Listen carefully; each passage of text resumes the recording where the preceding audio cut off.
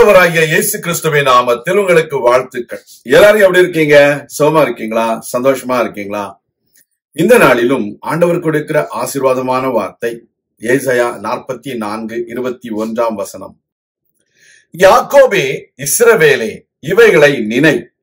நீ என் தாசன், நான் உன்னை உருவாக்கினேன்.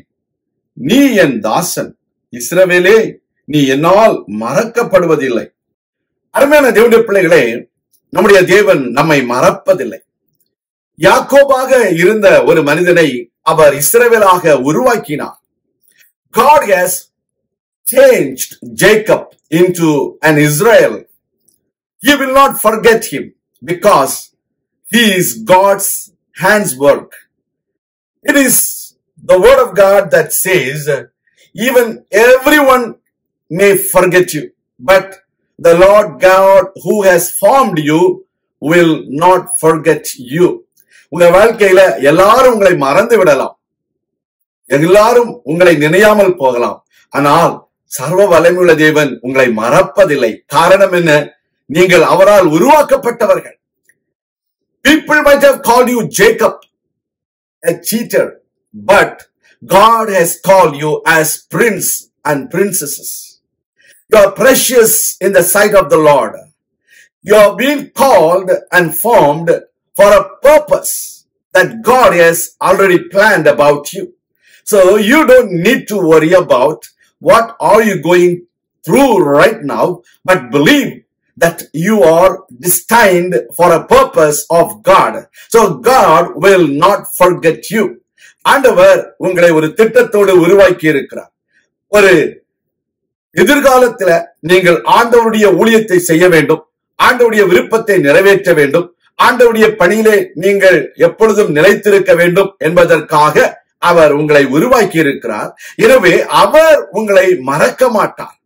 வானத்தையும் பூமியையும் உண்டாக்கிற சர்வ வல்லமையுள்ள தேவன் ஒரு நாளும் உங்களை மறக்க மாட்டார். கர்த்தருடைய பிள்ளைகளே, நீங்கள் ஆண்டவருடைய உள்ளத்தை அறிந்தவர்களாக இருக்க வேண்டும். You should always concerned about the heart of God about you. The Lord is always mindful of you and he will not forget you. So he will always bless you because he has changed your life completely into a new life. You are not the old person anymore. You are called and you are formed to do God's will and God's purpose in your life.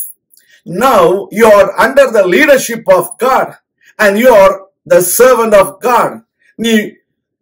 நீங்கள் தேவனால் அழைக்கப்பட்டவர்கள், தேவனால் உருவாக்கப்பட்டவர்கள், தேவனுடைய ஊழியத்தை செய்கிறதான தாசன் என்று அழைக்கப்படுகிறது. கர்த்தருடைய பிள்ளைகளே, ஆங்கிலத்திலே தாசன் என்பதற்கு சர்வன்ட் என்று சொல்லப்படுகிறது. அப்படின்னா தேவனுடைய ஊழியத்தை செய்கிறவர்கள், தேவன் சொன்னதை நிறைவேற்றுகிறவர்கள். You are going to complete and fulfill whatever the Lord has commanded you or Lord has told you to do.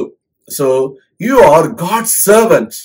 You are not an ordinary person because it is the Lord who has formed you and you have been always under the supervision of our God. ஆண்டவர் உங்களை எப்பொழுதும் கண்காணிக்கிறார்.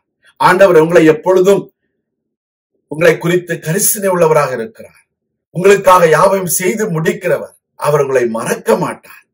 ஒன்றை குறித்தும் கவலைப்படாதிருங்கள். You will not be forgotten by our Lord. ஆண்டவர் உங்களை ஆசீர்வதிப்பார். நான் உங்களுக்காக ஜெபிக்கிறேன். எங்கள் அன்பின் பரலோக பிதாவே, உலக மனிதர்கள் எங்களை ஒருவேளை மறந்திருக்கலாம், ஆனால் நீர் எங்களை மறவாத தேவன். நான் உன்னை ஒருபொழுதும் மறப்பதில்லை என்று சொன்னீரே. நாங்கள் உம்முடைய பிள்ளைகள், உம்முடைய ஊழியக்காரர்கள், உமக்காக உருவாக்கப்பட்டவர்கள். நீர் எங்களை உருவாக்கினீர். நீர் எங்களை குறித்து ஒரு திட்டம் வைத்திருக்கிறீர். அதை நிறைவேற்ற போகிறீர். அதற்காக உமக்கு நன்றி. உலகம் எங்களை குறித்து என்ன சொல்கிறது என்பதை நாங்கள் குறித்து கவலைப்படாமல், கர்த்தாவே, நீர் எங்களை குறித்து என்ன சாட்சி கொடுக்கிறீர் என்பதை குறித்து கவனமாயிருக்க எங்களுக்கு கிருபை தாரும். உம்முடைய நாமத்தை மகிமைப்படுத்தும் இயேசு கிறிஸ்துவின் நாமத்தில் ஜெபிக்கிறோம் எங்கள் நல்ல பிதாவே, ஆமேன். கர்த்தர் தாமே உங்களை ஆசீர்வதிப்பாராக. ஆமேன்.